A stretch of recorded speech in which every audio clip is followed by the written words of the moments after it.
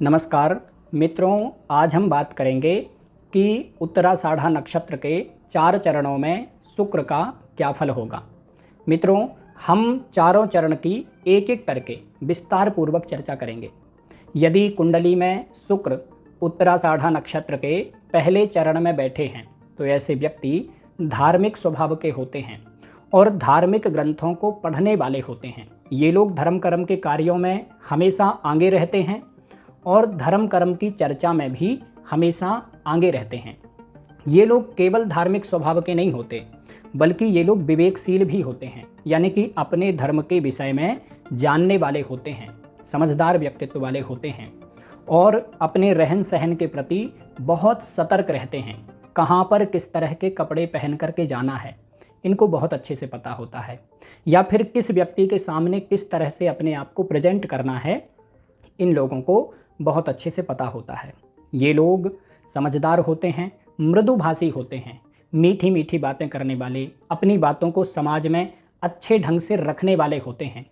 इन लोगों की बातों का जल्दी से कोई व्यक्ति बुरा नहीं मान सकता, क्योंकि ये लोग बहुत संभल करके बोलने वाले होते हैं, बहुत सोच समझ करके बोलने वाले होते हैं और ये लोग मीठा बोलते हैं, अच्छी अच्छी बातें करते हैं। इसी कारण से इनके बहुत सारे दोस्त मित्र भी होते हैं। ये लोग जहाँ भी जाते हैं वहाँ पर ही कोई ना कोई व्यक्ति इनका दोस्त बन जाता है, यानी कि नई जगह पर नए लोगों से भी जल्दी से घुल मिल जाते हैं और जल्दी से अपनी दोस्ती बना लेते हैं। ये लोग नई नई जगहों पर घूमने के या फिर ऐतिहासिक स्थानों पर, प्राकृतिक स्थानों पर घूमने के बहुत शौकीन होते हैं। यदि ये लोग कहीं बहुत ज़्यादा दूर घूमने फिरने नहीं जाते हैं तो भी अपने आसपास ही कहीं ना कहीं घूमने फिरने जाते रहते हैं, क्योंकि ये लोग घूमने फिरने के बहुत शौकीन होते हैं।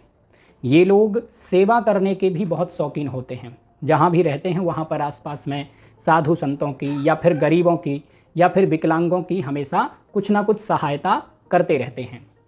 या फिर ये लोग अपने ही आस पड़ोस में ज़रूरतमंदों की सहायता करते रहते हैं। ये लोग दान पुण्य करने में भी हमेशा आगे रहते हैं या फिर किसी व्यक्ति की सहायता करने में हमेशा आगे रहते हैं, क्योंकि ये लोग दयालु स्वभाव के होते हैं। किसी भी व्यक्ति को देख करके इनको तुरंत दया आ जाती है। इनके पास में यदि पैसा रुपया नहीं है तो ये लोग दूसरों की सहायता पैसे से नहीं कर पाते, तो भी कम से कम उस व्यक्ति के लिए अपने मन में थोड़ी सी उदार भावनाएं जरूर रखते हैं कि अरे यार, पैसा होता तो उस व्यक्ति की सहायता कर देते। अच्छे स्वभाव के होते हैं, दूसरों की सहायता करने की बात सोचते रहते हैं। ये लोग साहसी स्वभाव के भी होते हैं, निडर व्यक्तित्व वाले होते हैं, किसी भी व्यक्ति से जल्दी से डरते नहीं हैं और शरीर से भी हृष्टपुष्ट होते हैं, शरीर से ज़्यादा कमज़ोर नहीं होते। कई बार ये लोग अपने समाज के बड़े लोगों से अच्छी पकड़ बना करके रखने वाले होते हैं, या फिर राजनीतिक लोगों से, राजनेताओं से, या फिर समाज के जो बड़े धनवान लोग हैं या फिर जो बड़े अधिकारी वगैरह हैं, उन लोगों से अच्छा संबंध बना करके रखने वाले होते हैं। कहने का मतलब है कि ये लोग बड़े लोगों के करीब रहने वाले होते हैं और कई बार समाज के बड़े लोगों से अपना काम भी निकलवा लेते हैं। ये लोग बहुत अच्छे स्वभाव के होते हैं, सुंदर भी होते हैं। इनका कार्य क्षेत्र भी बहुत अच्छा चलता है, नौकरी वगैरह या फिर व्यापार वगैरह भी ठीक ठाक चलता है, क्योंकि ये लोग बुद्धिमान होते हैं, समझदार होते हैं। लेकिन इन लोगों को वैवाहिक जीवन में परेशानी होती है। कई बार इन लोगों का विवाह देर से होता है या फिर विवाह हो जाने के बाद वैवाहिक जीवन में थोड़ी परेशानियां इनको होती हैं। मित्रों, यदि आपकी कुंडली में शुक्र उत्तराषाढ़ा नक्षत्र के पहले चरण में या फिर चौथे चरण में बैठे हैं तो ऐसे व्यक्ति को दुर्गा माता की उपासना करनी चाहिए, या फिर जहाँ पर भी रहते हैं वहाँ पर आसपास में कोई देवी का मंदिर है, कोई भी देवी का हो, काली जी का हो, दुर्गा जी का हो, लक्ष्मी जी का हो, भवानी माता का हो, कोई भी देवी का मंदिर हो, तो उस मंदिर में जाकर के प्रतिदिन या तो आरती में सम्मिलित हों या फिर जाकर के डेली दर्शन करें, सुबह या शाम, रात, किसी भी समय, लेकिन दर्शन जरूर करें। मित्रों, यदि कुंडली में शुक्र उत्तराषाढ़ा नक्षत्र के दूसरे चरण में बैठे हैं तो ऐसे व्यक्ति निडर, साहसी स्वभाव के होते हैं। किसी भी व्यक्ति से जल्दी से डरते नहीं हैं या फिर किसी भी काम में जल्दी से हार नहीं मानते हैं और ये लोग शरीर से भी हृष्ट-पुष्ट होते हैं, स्वस्थ शरीर वाले होते हैं। लेकिन ये लोग बहुत ज़्यादा भौतिकवादी होते हैं। भौतिकवादी का मतलब है कि आध्यात्मिकता से या फिर धर्म कर्म से इन लोगों को ज़्यादा मतलब नहीं होता है। ये लोग मौज मस्ती करना ज़्यादा पसंद करते हैं या फिर अपने भविष्य की प्लानिंग ज़्यादा नहीं करते। हमेशा वर्तमान में जीते हैं और वर्तमान की ही सोचते हैं। यदि 10 रुपये इनके पास आए तो ये लोग 10 के 10 रुपये आज ही खर्च कर देंगे या फिर किसी न किसी कारण से इनके 10 रुपये आज ही खर्च हो जाएंगे, ना चाहते हुए भी आज खर्च हो जाएंगे और इसी कारण से इनको बाद में भविष्य में परेशानियां होती हैं। ये लोग कार्य क्षेत्र में तो बहुत मेहनत करते हैं और कई बार ये लोग अच्छे इंजीनियर या फिर अच्छे मैकेनिक बन जाते हैं। मैकेनिक का मतलब है कि कुछ ना कुछ मैकेनिकल चीज़ों को जानने वाले हो जाते हैं। ऐसे लोग यदि इलेक्ट्रॉनिक्स वगैरह की पढ़ाई करते हैं तो बहुत आगे बढ़ते हैं या फिर कुछ सॉफ्टवेयर वगैरह की पढ़ाई करते हैं तो बहुत आगे बढ़ते हैं। ये लोग अपने कार्य क्षेत्र में और अपने कहीं ना कहीं पारिवारिक जीवन में भी बहुत सारे दोस्त मित्र बनाते हैं, लेकिन इन लोगों के दोस्त मित्र समय पर इनका साथ नहीं देते हैं या फिर इनके जितने दोस्त मित्र होते हैं उससे कहीं ज़्यादा इनके दुश्मन बन जाते हैं, क्योंकि इन लोगों का जो स्वभाव होता है वो थोड़ा क्विक होता है, मतलब कि तुरंत वाला होता है। यदि किसी व्यक्ति ने इनको कुछ कह दिया तो ये कुछ सोचेंगे नहीं, तुरंत का तुरंत जवाब दे देंगे और उस कारण से इनके व्यवहार बिगड़ जाते हैं, इनके संबंध बिगड़ जाते हैं। और इसी इनकी वाणी के कारण या फिर इनके स्वभाव के कारण इन लोगों के विरोधी बहुत हो जाते हैं। इनके दुश्मन, इनसे दुश्मनी करने वाले, इनके शत्रु बहुत हो जाते हैं। हालांकि इनके दोस्त भी बहुत होते हैं, लेकिन दोस्तों से ज़्यादा इनके दुश्मन हो जाते हैं। और जब बहुत ज़्यादा विरोधी हो जाते हैं, बहुत ज़्यादा दुश्मन हो जाते हैं, तो निश्चित रूप से फिर इनको अपने कार्य क्षेत्र में भी और अपने पारिवारिक जीवन में भी हमेशा परेशानी होती रहती है, क्योंकि इनके अपने रिश्तेदारों में या फिर अपने घर परिवार में भी कई लोगों से मतभेद होते हैं या फिर रिश्तेदारों में भी कुछ ना कुछ लोग इनके विरोधी होते हैं। ये लोग स्वभाव से तो बड़े दयालु होते हैं, लेकिन ये लोग ज़्यादातर दया जानवरों पर दिखाते हैं। कुत्ता, बिल्ली या फिर घरेलू जानवर जो होते हैं वो इनको बहुत पसंद होते हैं। कई बार ऐसे लोग मौका मिलने पर कुत्ते वगैरह पालते भी हैं, बिल्ली वगैरह, ये सब जो घरेलू जानवर होते हैं वो पालते भी हैं ये लोग, क्योंकि इन लोगों को घरेलू जानवरों से बहुत प्रेम होता है।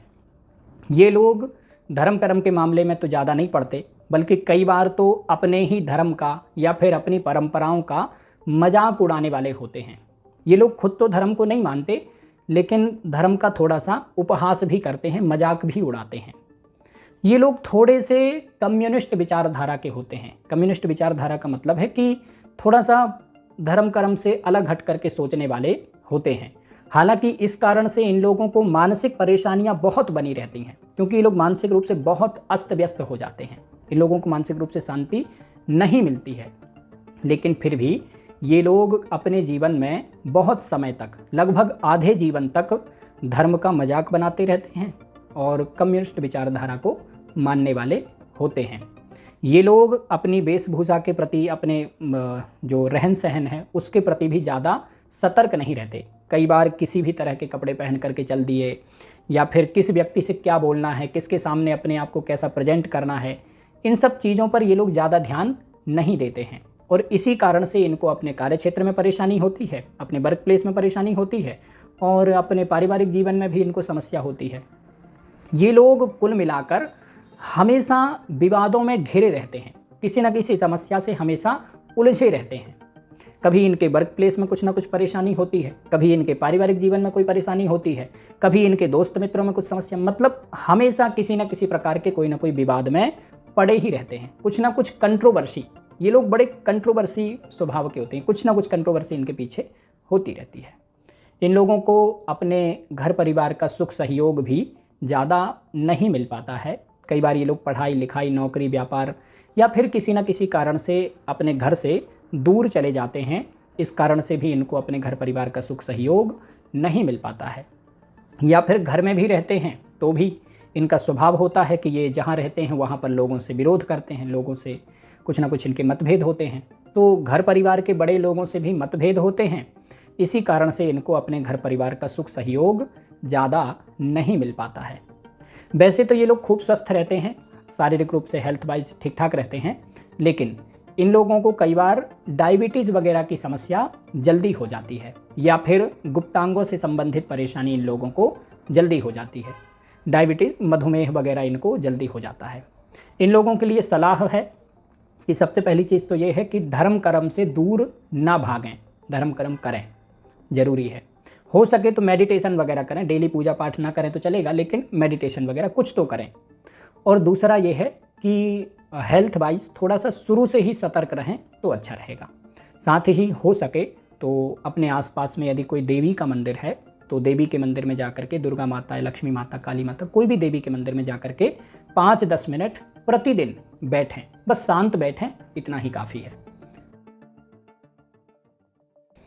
मित्रों, उत्तराषाढ़ा नक्षत्र के दूसरे चरण का और तीसरे चरण का फल सेम है, बिल्कुल सेम है।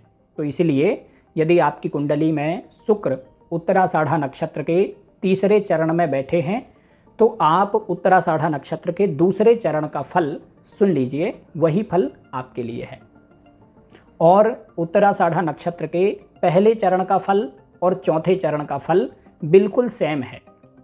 तो इसलिए यदि आपकी कुंडली में शुक्र उत्तराषाढ़ा नक्षत्र के चौथे चरण में बैठे हैं तो आप उत्तराषाढ़ा नक्षत्र के पहले चरण का फल सुन लीजिए। यानी कि उत्तराषाढ़ा नक्षत्र के दूसरे और तीसरे चरण में शुक्र का फल सेम है और उत्तराषाढ़ा नक्षत्र के पहले और चौथे चरण में शुक्र का फल सेम है। तो आप चौथे चरण वाले जो हैं वो पहले चरण का सुन लें और दूसरे तीसरे चरण वाले जो हैं वो दूसरे चरण का सुन लें, वही फल आपके लिए सेम है। मित्रों, आज के लिए बस इतना ही। नमस्कार।